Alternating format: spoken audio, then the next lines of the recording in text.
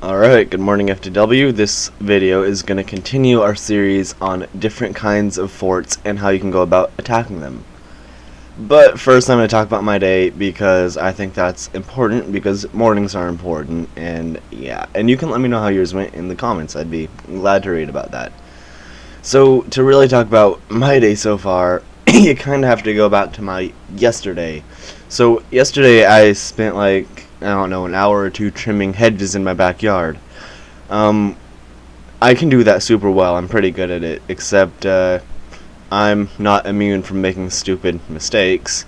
So lucky me, I managed to like not wear shoes at all, or sandals or any kind of foot protection. And I was cleaning up all of the fallen like branches and twigs as I go, but I obviously missed some of them. So I was like walking back to my house, and then I stepped on one of them and slid my foot on it. So now there's this whole cut along my foot. Not huge, but in a less than convenient place. It's like on the arch of my foot, so I can't completely put it down with a lot of pressure. So we'll move on to today. Oh, and yesterday I cleaned it, disinfected, and all that. I mean, I know how to take care of a small wound like that, just to be clear. All you really need to do is clean it with water and then pour some disinfectant like hydrogen peroxide on it, and you'll usually be good. And keep it away from dirt, obviously, if you can. A little challenging with feet, but do what you can. So jumping to today, I woke up, wow, exactly an hour ago. 4:20 again. Yeah, enjoy that in the comments. 4:20, okay. So I did my run today, except, well, the second I got like shoes and socks on, I realized exactly how painful this was gonna be. So I started running and then realized that to avoid that kind of pain from my foot, I was actually running on the ball of my left foot because the cut was on my left foot, and using my whole right foot, so I was completely misaligning myself in a way where my whole right side was having to do a lot more than the rest of my body. So that was nice. So I took a detour and made sure that I shortened like a third of the mile so I could just get home rather than having to go uphill more and run more and risk injuring my right side in addition to my left, because that would be bad. Finally, I still haven't actually decided what I want to eat for breakfast today, so even though you'll probably comment a little bit too late for that, let me know what you think I should have for breakfast in the comments. Have fun with that. So, okay, I'm going to start out by saying this fort here is a perfect example of what FDW's fort is not.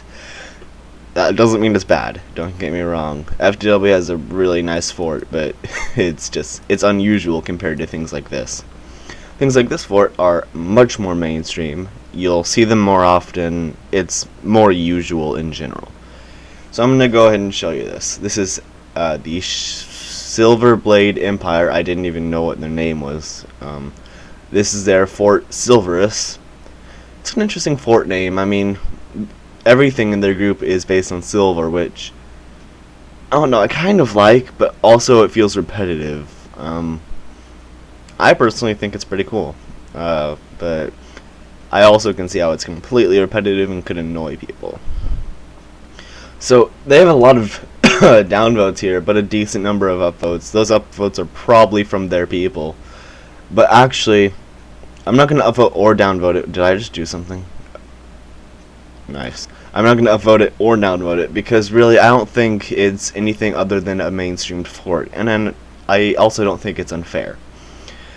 So the first thing you want to do when examining a fort is look at their rules. So first off, there are game passes, apparently. So you can get a katana or 120 health. Neither of these are going to be so important that you should get them. The katana only has 6 buys total, which means a maximum of 6 of their members, and that's a maximum, will have it. 120 health has 3 buys, so while maybe 3 people will have slightly overpowered health, most of them won't. So you want to know things like that before you go into the server. So the rules: you have to hold the timer for 1,200 seconds. That's pretty normal. That's 20 minutes if you didn't do that math already in your head. Usually I see either this or 1,800 seconds. Both are fine. It's just a 10-minute difference. There need to be 5 or more SBE and 5 or more raiders. That's understandable. They probably just don't want one-person raids. All wins must be screenshotted and shown to however you pronounce his name for it to be an official win. That's kind of an interesting name. I want to say it's Lewis Lynn, but I'm not sure. The fourth is no auto wins except in the case that a group empty server raids, then SBE auto wins that server. Okay, that's a little frustrating as far as the rules go, but at the same time it's understandable. What else was there? Okay. Rule 5. Empty server raiding counts as leaving your spawn or killing SBE when less than 5 SBE are in the server. So that's just how they're going to interpret any form of empty server raiding. If exploitation occurs, the raid is void. Sword glitching is not allowed. I'm not sure if that includes sword jumping. That's not very clear. The sword glitch is technically patched.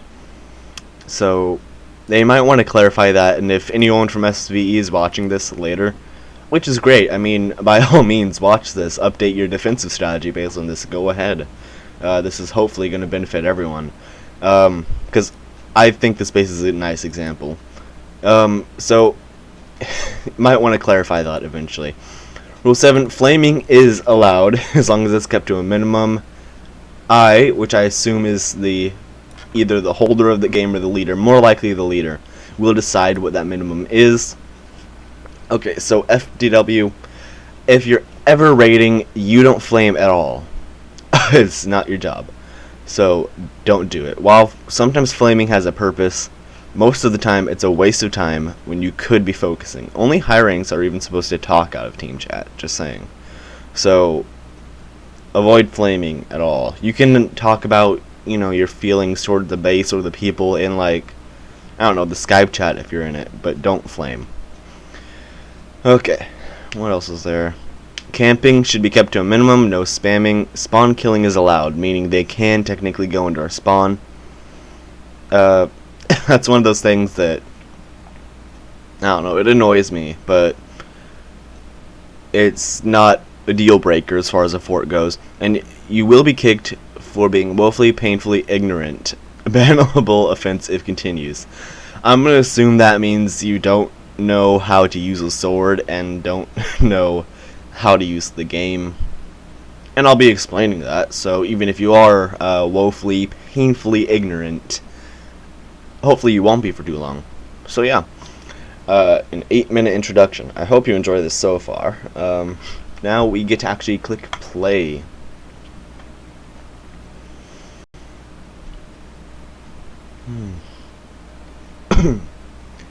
Okay, so they start out with a cutscene. That's kind of nice. I like bases that do this. As long as it's not every time you reset, this is nice. And this is a half-decent cutscene, even though it stopped there, which I feel like is odd. So you start out on SBE's team, and the timer is automatically counting up. I assume that's for them. So you have to keep that in mind. You're going to want to switch to Raiders, of course. There's a hide name button. Click it. You're going to spawn in a cave, which is fine. It's all red and lit up. So they have some of their outlines up in the top, which is fine. You can mostly ignore it because their official rules are in the description. Right when you exit, there's 2 paths. Well, first off, I should say that SBE spawns over to the far left compared to our spawn. They have pretty much the same options as we do. You can go right up there, which is perfectly fine, and then there'll be a gate up there. And then get to the terminal. Sometimes you can stack over the gate. It really depends on your numbers. Or you can go up this wall. Now, they have the same options. They can climb up the wall. They have a slightly different course to go through, but at the same time, it's not really harder or easier. It's just different. So don't really accuse them of it being unfair. Now, over here, I noticed this one, when I was first doing this, took me a little bit, but there's actually a couple more, like, bricks over here. And then you've got this, which will help you climb up here. Alternatively, you can be here and jump, or, I mean, sword jump, rather. But I'm not sure if that qualifies as glitching or not. So, everything here is possible to climb. That is, if you're meant to do that. So, at the same time, here's what I suggest doing. Because they're spawning there, what they're probably going to do is, since they automatically have the timer, is loop around here and fight in our whole spawn area. That's alright. So, if they can fight in our spawn area, I don't really have a problem with that. As long as, you know, they're not right in here, I'm not really having an issue with that. But to avoid that, we're going to want to push out of the spawn pretty much right when we enter the server. And I'm not saying we're going to attack them. Don't get me wrong. I'm saying, like, in theory, to raid, you're going to want to do this. Because one of their best options is to actually just come around here, and especially if they have more people, just loop around and continually keep us in our spawn. So a good way to get out of that is to get up on the, I don't know, mountains or hillsides, and climb over here, but at the same time they can do that too and go around here and camp here.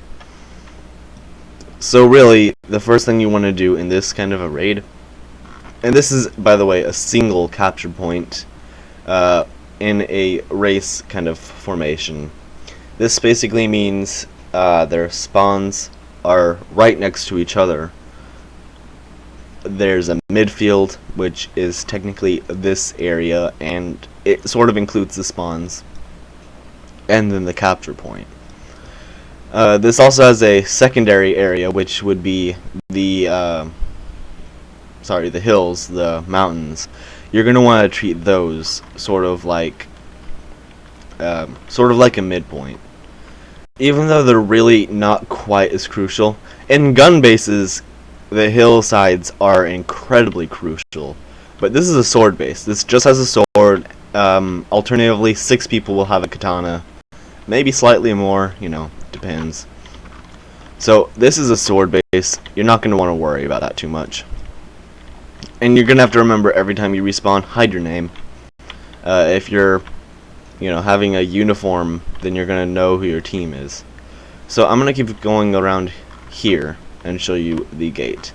By default, this gate is open. So if they've just got literally 5 and you're waiting for the rest to get here, but they have 5 and you have at least 5, by all means, send everyone and rush through here and close the gate. There's a good chance they're going to do the same thing. So you can do that, or you can always just take the mountain way and capture it like this. So this gate can close and open, of course. If I recall, it's slightly buggy, but I am not perfectly certain. But you're actually going to want to close the gate. You might be wondering why. It's actually because, ooh, look at that. They're probably going to want to fix that. If I had to guess, then I'm honestly not sure if that was intentional or not for the gates to merge like that. It might have been, but I'm not sure. Anyhow, so you're going to want this closed because really there are still 2 other ways to get through here. There is the mountain, and you're actually only going to want to send a minority of your people over the mountains, unless they're sending a lot there too. Really, you're actually going to want to match their troops if you can. So if they're sending most one direction, you want to send most that direction, while still maintaining a decent hold of everything else. So you can always take that direction, or you might be down here, running up, and then you realize, oh, the gate's closed, and oh, my team member isn't up there to let me in, or someone's following me, and them letting me in would be a bad move. Don't worry, you've got this obstacle course that, if I recall, I'm really bad at. No, I'm not too bad at it.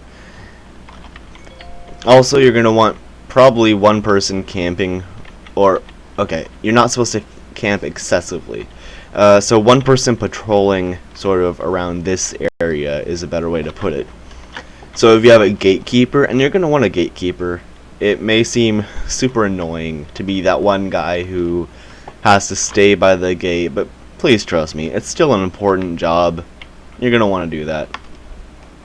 So your gatekeeper, if they see someone coming and they're going to rush this area, take out a sword and do this. This is the epitome of annoying for them. Because really, they're coming up and their whole left arm is unguarded, and if they try to use mouse lock and turn to hit you, they're either going to fall or they might succeed. So stand a slight distance away, and if they're starting to do something like that, if you can react faster than them, you'll win. Because at this point, it's really all about your positioning and reaction speed. So if they're starting to be getting up, you can actually jump down and slash at them. But judge your own reaction speed in, in a contrast to theirs. Because if they're going to react faster, stay up there and you'll have a better chance. See, I told you I was pretty bad at this. Some people are super good at it. It's not an inherently challenging course. It just takes a moment for me to do. Okay, so you're going to want to have at least one person being a gate guard, and then they can alternatively patrol this ladder too. Even though there's less of a need, but they can. Then, of course, you're going to want to go and get your capture point. Now, this looks like a capture point that you just have to stand in to capture. You're only really going to want to send a few members in right there to capture it. The rest you're going to want around the gate, around the ladder, this entrance. You're going to want them right in the sides here with their names hidden so they're hard to see. You can't actually get people back there. I tried. Or actually, I think you can, but you shouldn't, because it's pointless and you'll probably end up trapped. So, okay, hopefully you've done a successful push and you've been able to rush their terminal or capture point. I'm not too sure what the official name for like a beam of light like this is. I see it all the time, but I'm never perfectly sure what to call it, because it's not technically a terminal, it's not technically a flag. So really the only way you can describe it that I know of is a capture point. So you take that capture point right away, hopefully, and then close this gate and set up a gate guard. Then, hopefully you're still going to have a lot of people left over, even though you've just done that. Also, dropping your hats could prove helpful to you, unless you're not allowed to use this sword jump here. You're going to want to ask them when you enter the server if that counts as sword glitching or not, because that's really going to determine how you move. Hopefully you can. Then you can just drop your hats and jump up like this to get up places. Ooh, look at that. The snow is hanging over there. Okay, the dev of this place, whose name is iSunjay, you should consider trying to fix that. It doesn't look like an incredibly challenging fix. I'm sure you could do that if you could build a space. So hopefully you'll be able to sword jump up here. But if you can't, then you can accomplish the exact same thing by having a partner and jumping on each other's heads, stacking up here. So now what you're going to want to do is push into the midfield.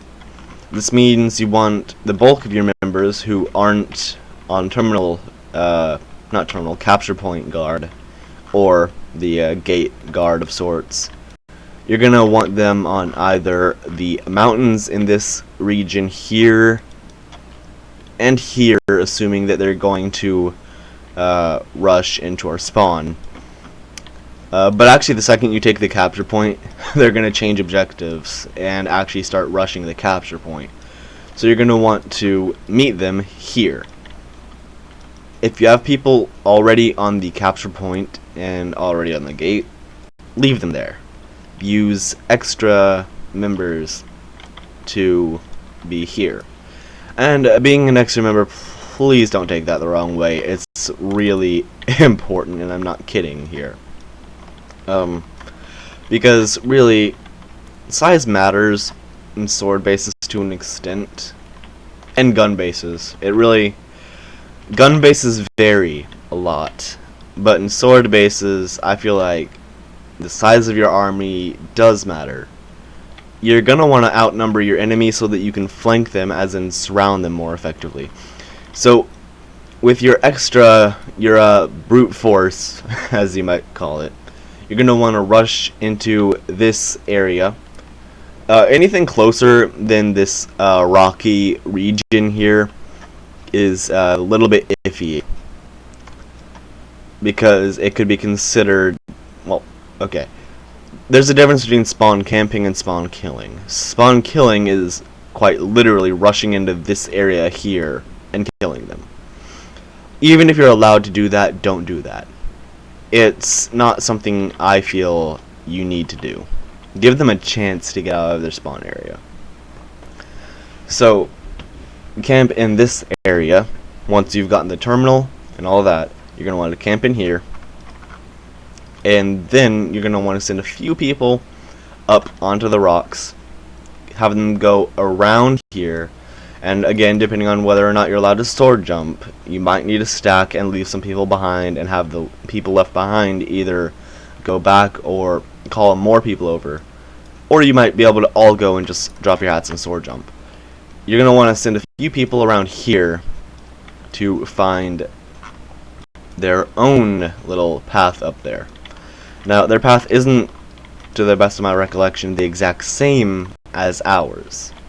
So, don't worry about it being the same or them having more. Ooh, okay. I really hope their developer watches this, because I'm pretty certain he didn't intend for this to happen. Simple fix, don't worry about it, but I mean, yeah. Okay, so they're gonna delete this brick, but I guess technically you can use it to be hidden for a little bit. Just walk over here, and they can't get in an up view like this and find you, because you'll be under here. It's not going to help you that much to be hidden in a sword base, except for at choke points. So you're going to want to send a few people over here. I have almost no clue what that is. That's probably there for training purposes, but I couldn't tell you. Wait. I think I've got it, actually. Okay, so send a few people over here and have them guard right up here, so right when they get up, you can kill them. Now, I'm doing this fully based on my recollection, and I haven't actually had time to scout out the whole base.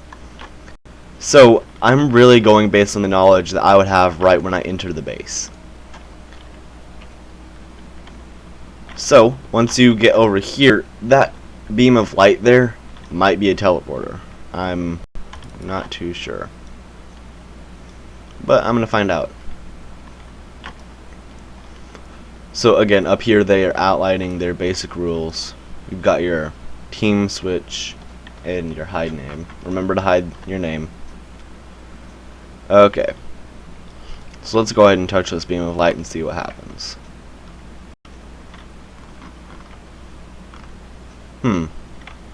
Okay, so that beam of light is quite directly the timer, like I thought it was. So, yeah, that's directly the timer. I'm not certain what that down there is. It's probably only there for training purposes, though. Okay, so let's recap. You're going to want to rush the capture point. Then you're going to want to expand into the midfield and set people in the midfield. Then you're going to want to set up all of your flanks and all of your all of your choke points. So a choke point still can technically be open. So if they were to go up onto their mountains, right there is a choke point because you can set someone there. Ooh, that's a contrasting rule. It says no flaming, and then it says in the description that it's allowed. So no spamming is a given. See, this is why you want to read everything and take all of it into account. Don't flame anyway, even if the description says it's allowed, because there's too much controversy with that.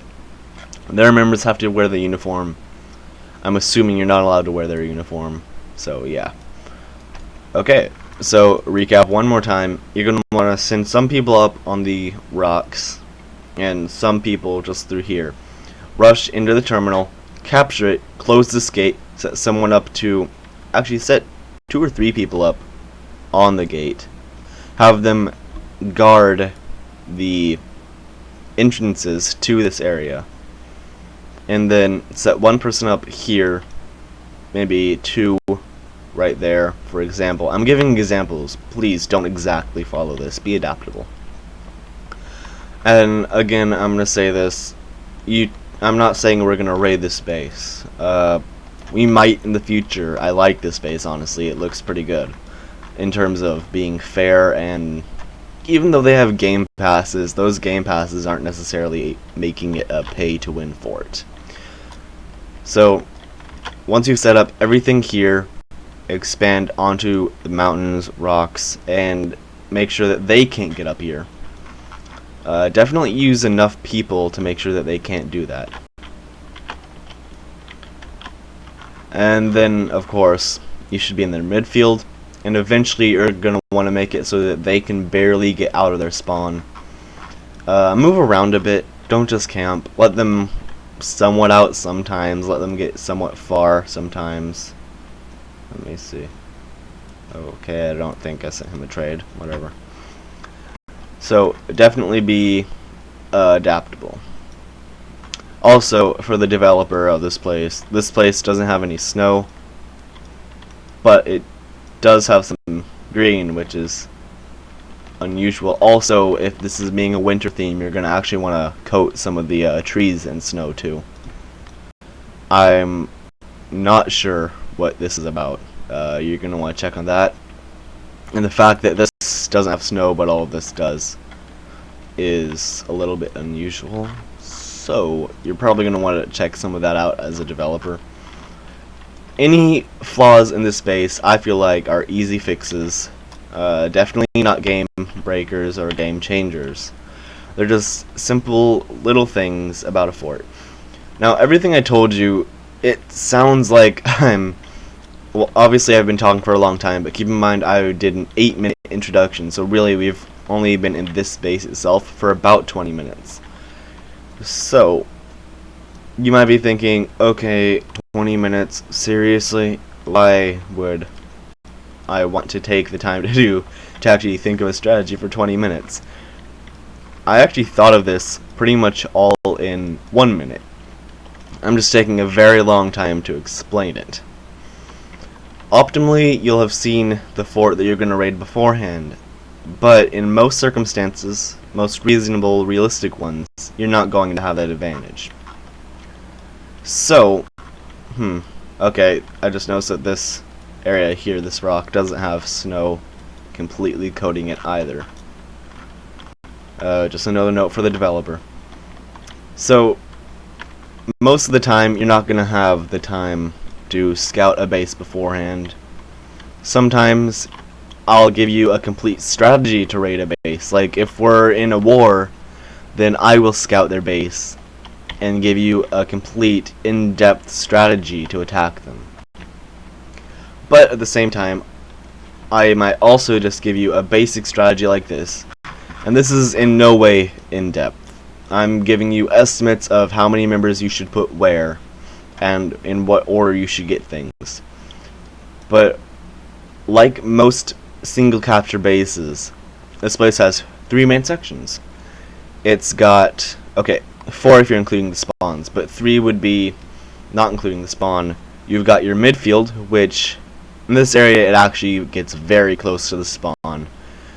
you've got your capture point, and you've got your choke points, which would be things like the course to get up here. Right in here is a choke point, and then right over there is a choke point, and then the gate is this huge choke point that you're going to want to use to the best of your advantage. So that really covers how this base works. Like I said, I actually like this base. Oh, and more rocks that don't have any snow on them.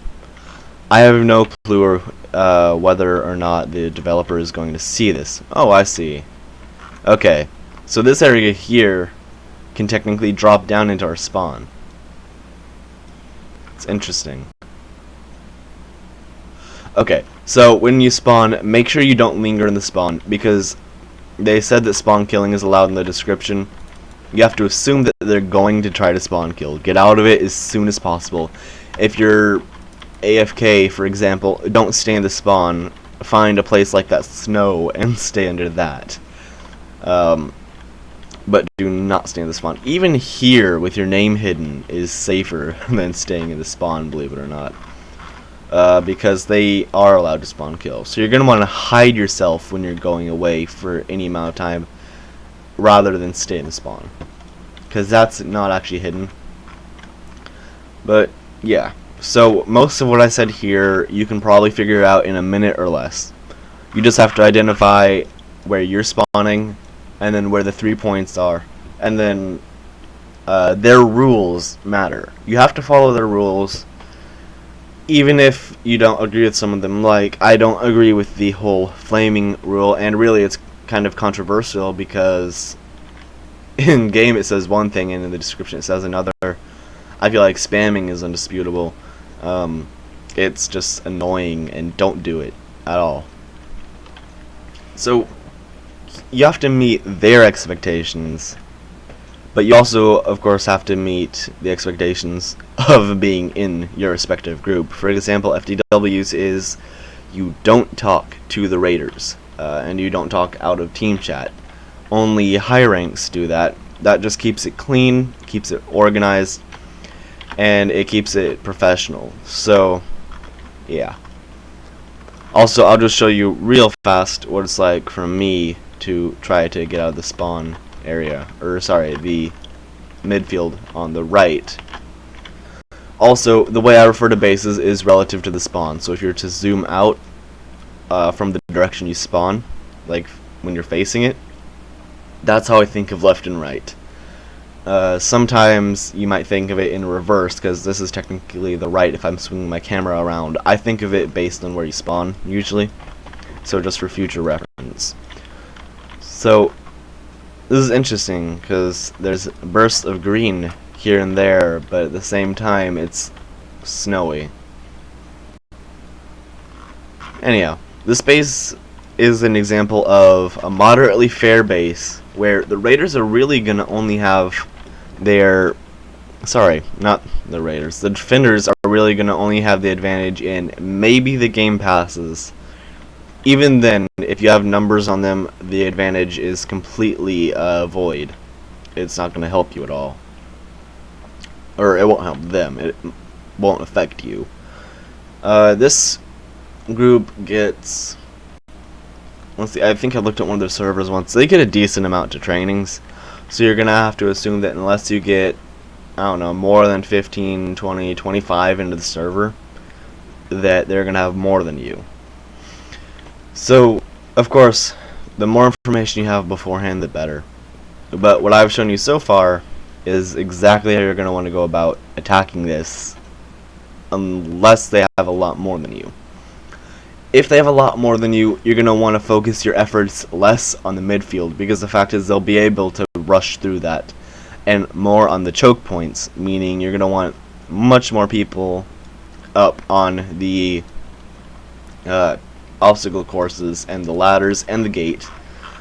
The terminal guard doesn't change that much. You might want to put a few more people on it, but otherwise it's not going to change very much. What you're really going to want to do is completely give up getting your midfield, or mostly give it up, and instead focus on choke points, because choke points are places that they by definition have to go through to get to the capture point, or at least by my definition.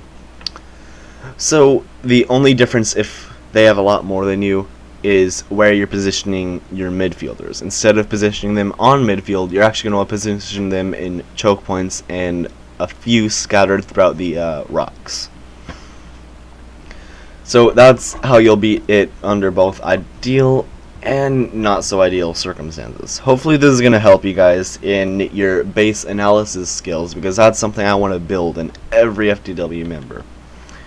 So that's how you analyze a base, think about it in different circumstances, and, well, of course, acting it out is important too. Also, never enter a raid optimally with less than 10 people, because even if they get any more than you and you have less than 10 people, you're in a bad situation. So, that's a side note for anyone who is going to be a high rank in the future and will want to arrange raids. You're not going to want to do it with less than 10 people, even if those 10 people are exceptionally good. That's just the way it tends to be. Okay, so I'm going to recap every step I took so far in telling you how to raid this place. So what I did first was I looked at their rules, and I have a message. This is probably the trade decline message. So I looked at their rules, and then I noticed that they had game passes. You're definitely going to want to know that beforehand, because the big mistake that I feel I made in raiding the Veloxic Empire was that I didn't know they had game passes before we went in. I figured that out pretty fast, and it didn't really affect very much, in my opinion, but others felt that way. So you definitely want to know about these. You want to see how many buys each one has to know exactly how many people are going to be capable of using it too. Then you want to look at their rules, see how long you need to hold a certain point for. 20 minutes is the norm now. It used to actually be 30 minutes, or between 20 and 30 minutes, but at some point down the line it got shaved down to just 20 minutes or less usually. People are having a shorter and shorter attention span every day. I'm just saying that. You'll want to see if there's a member requirement. Some bases will also require you to send a message to them 15, 20, 30 minutes prior with acceptance. Those bases drive me nuts, because typically if someone has that kind of an attitude towards a raid of give me extreme notice because I need it, that tells me a lot about their members. Now, there are exceptions to this, obviously. Some groups are perfectly fine and do that, but generally that tells me a lot about their members. Of course, you're going to want to read the rest of their rules. So if you win, something will pop up on the screen. You're going to need to screenshot it, probably with the print screen. Just by tapping that, it'll take a picture in Roblox. So you're going to need to make sure you do that. That's usually a higher ranks job, but at the same time, I'm going to recommend that every member do that, just to make sure that they can't really dispute it, because they'll have the same thing from a bunch of different angles, so it'll be much more challenging to say they used Photoshop on that, because generally speaking, people aren't going to waste their time and use Photoshop to change, 15 or 20 different pictures to do the same thing. And even if they were to do that, there would be differences. That's almost unavoidable, especially on a time-sensitive arrangement. So everyone screenshot it, not just the high ranks, just for extra security. No auto wins, that's understandable. You're going to want to definitely read through all of that. And don't empty server raid, that's implied. Empty server raiding counts as that. They actually never really did say what the punishment for that is, but you have to assume that you're not supposed to leave your spawn if there's less than 5 SBE. And I'm going to also go ahead and say that that's inclusive if there's less than 5 raiders. Obviously, if people exploit, then the raid is voided. that's understandable and that's good. The only thing that worries me is what if they exploit and then they just say it's void. But at the same time, that's usually unlikely, and most groups will have some level of honor and not do that. Sword glitching doesn't feel clearly defined, so you're going to want to definitely make that inclusive of sword jumping unless you ask them particularly if that's allowed. Flaming is allowed. This is controversial because, as you saw in the base, they contradicted that. Just go with don't flame at all. And yeah, normally you're going to actually want to screenshot whenever someone else flames. And flaming is just being rude in general. Rude, hostile, with your words, basically. So, obviously, don't do that. You want to have better character than that. Generally, you're going to want to screenshot it, but if their description specifically says that they don't actually care about it, then screenshotting it isn't going to do you any good. Camping should be kept to a minimum. To avoid camping, or technically camping, you're actually going to want to sort of go on rounds, meaning you're going to want to walk from one place to another, and then back to that first place in sort of a circle or triangle or however many points you have. That way you're not stationary, so it's not technically camping at one place. That was interesting. Okay. No. Okay, that was really weird. That was actually my dad's iPhone, which is in the room charging. I guess it heard me talk. That was interesting. Okay, so just stay mobile, and you won't technically be camping. Don't spam. In terms of verbal things, all of this is avoided by just not talking out of team chat. Spawn killing is allowed. This is pretty crucial to know. And then you'll be kicked for being very ignorant. It's hard to be ignorant if you've read the rules and all of this. And then, of course, you're going to want to go in the game, identify the 3 different places, including the spawns, and how the rules will tie into that. And then just decide, based on how many members they have and how many you expect them to have, whether you should do just a full-on rush. And then, okay, most raids start with a full-on rush. That's almost unavoidable, and it's actually not a bad thing. But once you rush it and gain the terminal, you have to defend the terminal. So you're gonna have to decide, okay, do I want most people being on choke points, most people being on the capture point? And most people don't usually need to be on the capture point, by the way. If there's choke points near the capture point, have most people be there. Because if most people are crowded into an area close to a capture point, one person can in theory kill you with a sword. Gun bases are slightly different, but also you have to identify the different kinds of weapons in the base. This has only 2 weapons, which is the katana and the sword. The katana is basically a sword with slightly higher reach. People will have it, get over it. So that's understandable. And then you want to just identify based on the weaponry, the ranges of the weaponry, and the fort structure, whether you want to put most on your choke points or your midfield. So to defend the space, you're doing mostly the same thing, but hopefully you'll be able to defend it because you know your base better. Generally speaking, you'll know what works after a few defenses. So I hope this is going to help everyone involved in this group or in FDW, because I want you all to get used to base analysis being one of the first things you do once you enter a base. So you need to know how to analyze a full base really quickly. And I realize this video is going to have taken 45 or so minutes. You need to be able to do it in like 1 or 2 minutes.